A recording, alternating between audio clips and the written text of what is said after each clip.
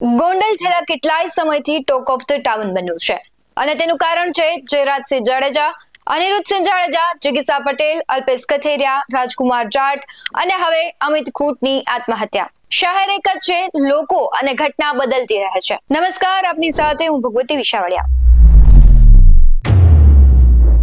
વિગતે વાત કરવી છે અમિત ખૂંટ આત્મહત્યા કેસની. રાજકોટ શહેરમાં 3 મેના રોજ મોડેલિંગ ક્ષેત્રે કાર્યરત 17 વર્ષીય સગીરાએ અમિત ખૂંટ નામના યુવાન સામે દુષ્કર્મની ફરિયાદ કરી. ત્યારબાદ 5 મે 2025 ના રોજ દુષ્કર્મના આરોપી અમિત ખૂંટે ગળા ફાંસો ખાઈ આત્મહત્યા કરી હતી. સુસાઇડ નોટમાં અનિરુદ્ધસિંહ અને રાજદીપસિંહ પર મરવા મજબૂર કરવાનો આક્ષેપ કરવામાં આવ્યો છે. ત્યારબાદ પોલીસ તપાસમાં અનેક શંકાઓ ઉપજી અને સઘન તપાસ કરતા એક સગીરા, એક અન્ય મહિલા તથા 2 વકીલોની સંડોવણી સામે આવી છે. આ બધી ઘટનાઓ બાદ કોર્ટે 4 વ્યક્તિના રિમાન્ડ મંજૂર કર્યા. તેમાં પૂજા નામની છોકરીએ સત્ય પોલીસ સમક્ષ રજૂ કર્યું. પોલીસે સમગ્ર ઘટનામાં પ્રેસ કોન્ફરન્સ કરી અને ત્યારે પોલીસે એક્સ નામના વ્યક્તિનો ઉલ્લેખ કર્યો હતો. ત્યારબાદ પ્રશ્ન એ હતો કે એક્સ નામનો વ્યક્તિ કોણ છે અને આજે જ્યારે કોર્ટની રિમાન્ડ અરજી આપણી સામે આવી છે ત્યારે તેમાં એક્સ નામનો વ્યક્તિ કોણ છે તે અંગે ખુલાસો થયો છે. અરજીમાં જે પ્રમાણે ઉલ્લેખ કરવામાં આવ્યો છે તે એક્સ નામના વ્યક્તિનું નામ છે રહીમ મકરાણી. રહીમ મકરાણી જૂનાગઢનો હોવાનો અરજીમાં ઉલ્લેખ છે.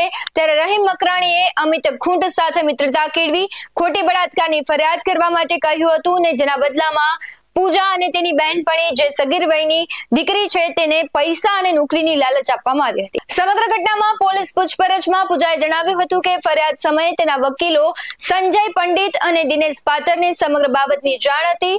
તેમના કહેવા મુજબ જ તેણે પોલીસ ફરિયાદ લખાવી હતી અને આ માહિતીના આધારે પોલીસે વકીલ સંજય પંડિત અને દિનેશ પાતરની ધરપકડ કરી હતી. તેમની ધરપકડ કર્યા બાદ વકીલ બાર એસોસિએશન તેના સમર્થનમાં આવ્યું હતું.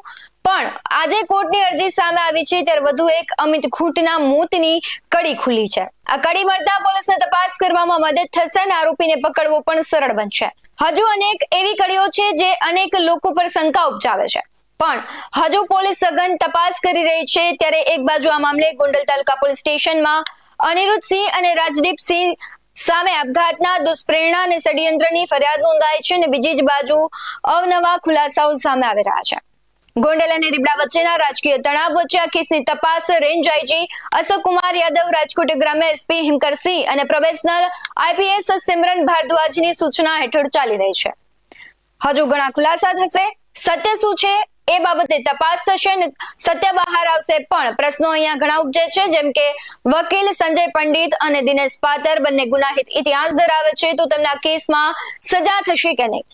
એક્સ નામના વ્યક્તિની ધરપકડ થશે કે નહીં? કેમ કે હવે તો તેમનું નામ પણ બહાર આવી ગયું છે.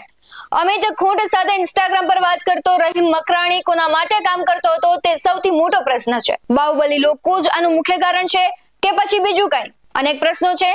તપાસ બાદ જવાબ બહાર આવશે. આ મુદ્દે આપનું શું કહેવું છે? કમેન્ટ કરી જરૂરથી જણાવજો. આવા જ વધુ અહેવાલો સાથે ફરી મળતા રહીશું. તમે અમારી યુટ્યુબ ચેનલને સબસ્ક્રાઇબ કરવાનું, અમને ફેસબુક અને ઇન્સ્ટાગ્રામ પર ફોલો કરવાનું ભૂલશો નહીં.